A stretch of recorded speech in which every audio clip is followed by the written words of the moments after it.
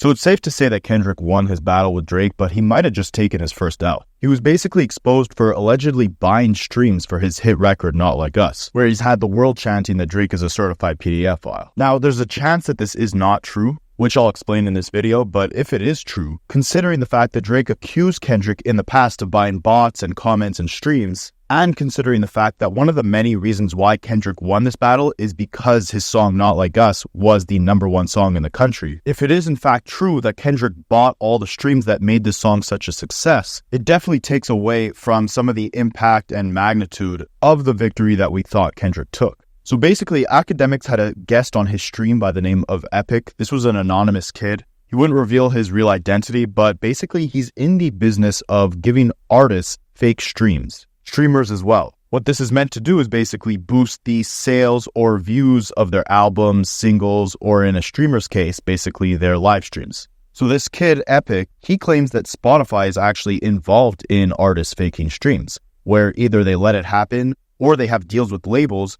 And the reason why Spotify lets this happen is because it actually boosts their numbers as well, right? The more fake streams on Spotify's platform, the more it looks like people are actually using Spotify's platform. Now, in the past, we've seen artists like French Montana be very open about the fact that they use bots to increase their streaming numbers. He had a song called Writing on the Wall with Cardi B and Post Malone, and that song just randomly, strangely popped up to like the top of the charts on Spotify, and it was in everybody's playlists, even if they didn't add the song. It was artificially boosted by labels, playlists, and bots to increase its streaming numbers. I think Gunna's a very recent culprit of this as well. If you go look at the charting activity of some of the songs off his most recent album, you'll see that they get absurd increases in streams on some days and then get much less streams the next day. And normally with a song, it doesn't work like that. If you get 100,000 streams today, odds are you'll get around 100,000 streams tomorrow. It doesn't go from like 100,000 to then 1 million and then the next day back to like 200,000. It's usually not so up and down. And when it is like that, it's usually because the labels are trying to, again, artificially enhance the numbers and force this song down your throat. And if people aren't listening to it, that's why you get those sharp declines in streaming numbers. And then when the label tries to artificially push it again, that's when the song's streaming numbers go back up a lot. So anyways, it's very common for artists to do this, fake their numbers, fake their streams, but it's very different in Kendrick Lamar's case, and it looks terrible on his entire performance in this beef if he really was buying all these bots and streams, and I'll explain why later on in this video.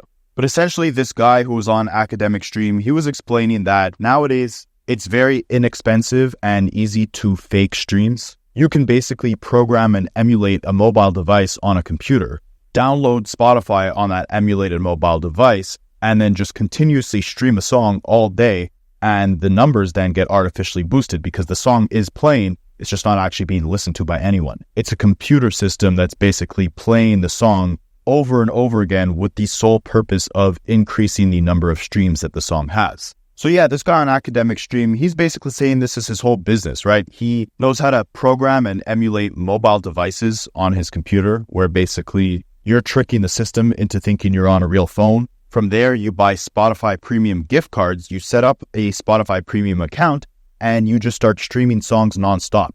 And labels and artists actually pay this guy to do this for them because it increases the numbers of streams that these artists are getting on their songs, which makes them look more popular than they actually are. And this guy was showing Akademiks his bank account. Apparently, he's made dozens of millions of dollars from doing this, but he's claiming that he's exposing all of this because right now his life is being threatened and he doesn't want to be in this business anymore. And he also does not know who is threatening him.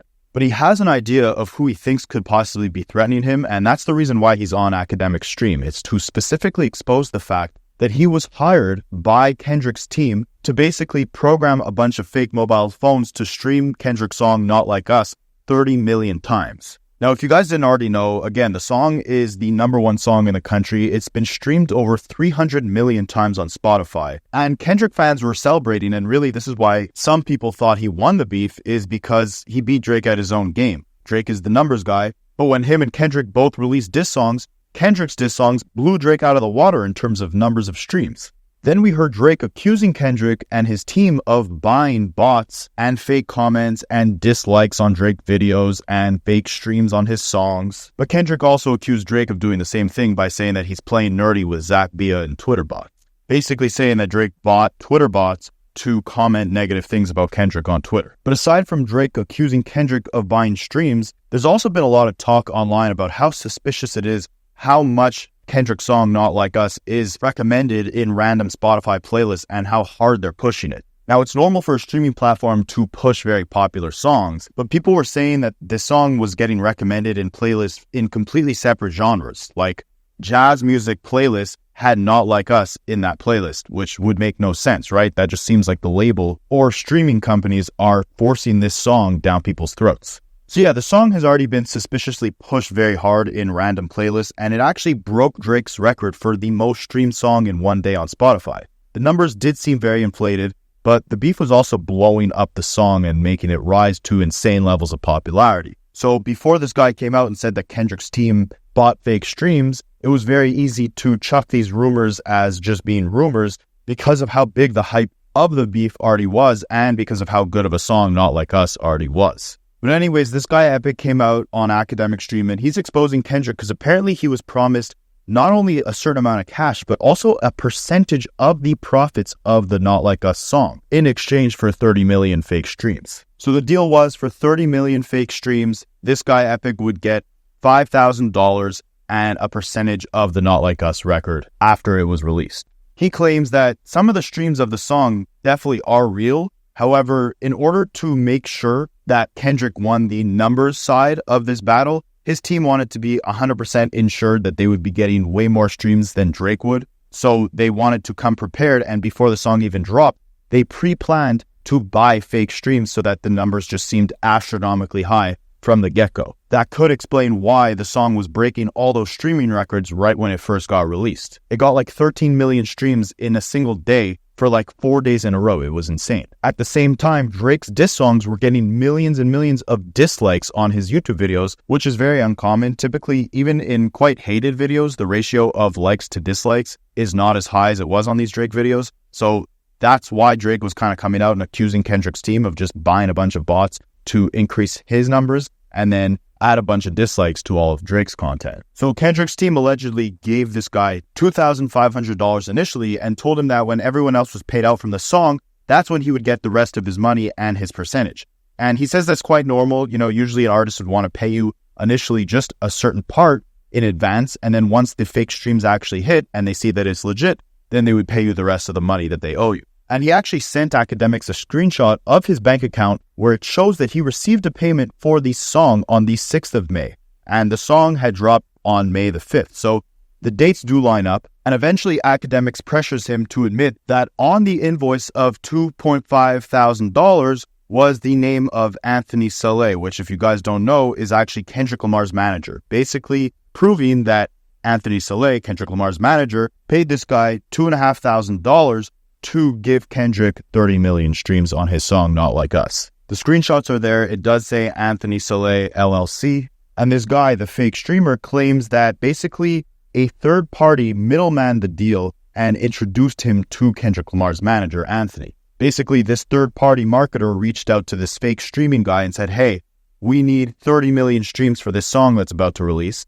And then he connected them with Kendrick's management, who then paid this guy for the fake streams. Now, this kid claims that he spent $10,000 out of his own pocket to emulate the cell phones that then fake all the streaming numbers. It costed him $10,000 to do that whole operation, and he never received the full payment that he was promised. Instead, they ghosted him when he started asking for the money, and when he threatened to expose them, he started receiving threats from random cell phone numbers. Now, this guy doesn't know if it's the third party that's trying to scam him and threaten him. He doesn't know if it's Kendrick's team that's trying to threaten him, but he's basically scared for his life, and that's why he hopped on Akademiks stream to expose all this, basically saying that, hey, this is what happened. I was paid to do these fake streams. This is the name of the person that paid me. So if anything happens to me, you guys kind of know who was involved and what went down and who's responsible for anything dangerous potentially happening to me.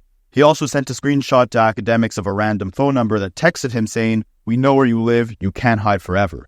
Now, this guy proved to Akademiks that he could easily get bots and run numbers up on basically any platform by telling Akademiks to go and make a fake Instagram account. So it started off with basically 0 followers, and the guy got it to over dozens of thousands of followers in just a matter of minutes. He then told Akademiks to post a picture on that account, and he instantly worked his bot magic and got 20,000 comments and thousands of likes on the picture almost instantaneously. He also claims that Aiden Ross fakes his streams. And all in all, this was an insane stream between Akademiks and this kid, and really shows us that if Kendrick Lamar deceived us this entire time and also was not confident enough to just kind of let the music speak for itself without trying to skew the numbers, did he really take the massive W that we thought he did? Now, in my opinion, this doesn't change the entire narrative of the beef or who's the winner, but it is a little bit disappointing that throughout a big portion of this beef, both of them were kind of going back and forth on fake information. Kendrick claiming that Drake had a daughter, Drake claiming that Kendrick beats his wife, or that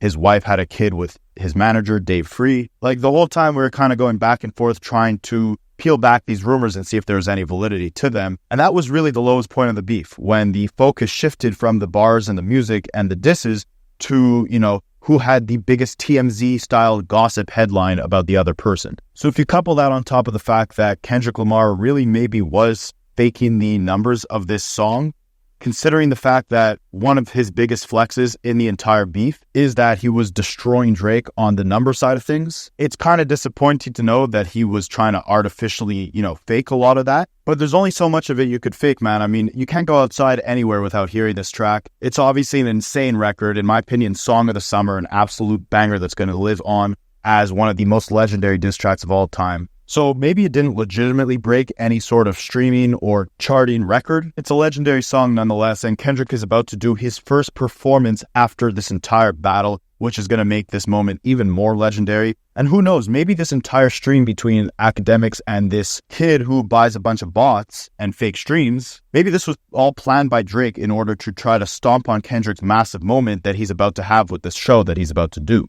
Now again, the screenshot of the payment to this kid's bank account said it was from Anthony LLC. Again, the kid claimed that Anthony Saleh, Kendrick's manager, sent him $2,500 for 30 million fake streams of Not Like Us. He claims he was underpaid, and the screenshot says $2.5K from Anthony Saleh LLC. Now, if you look up Anthony Saleh LLC, it doesn't exist. There's no LLC that exists under that name when you look up all the LLCs online. If you don't know what an LLC is, it's basically when you want to register your own company. In America, it's basically just the easiest way to do that for tax purposes. So it makes sense if Anthony Saleh had his own management company and he was managing Kendrick and he was sending out money to promote and market Kendrick, it would come from his own LLC, his own company. But because of the fact that on that little bank transaction screenshot from that kid, it said Anthony Saleh LLC, and if you go online, you can't find any sort of existence of an Anthony Saleh LLC. It begs the question if this is even true or not. If that company doesn't exist and we already know this kid is very technology savvy, maybe he just created this whole bank screenshot out of thin air. Maybe he really does do fake streams, but this is all an entire fake narrative to try and tarnish any sort of victory that Kendrick took in this beef and try to expose him to destroy any momentum that he might have in the future or any potential disses that he might throw at Drake in the future, potentially at his show that's coming up in just a couple hours from now.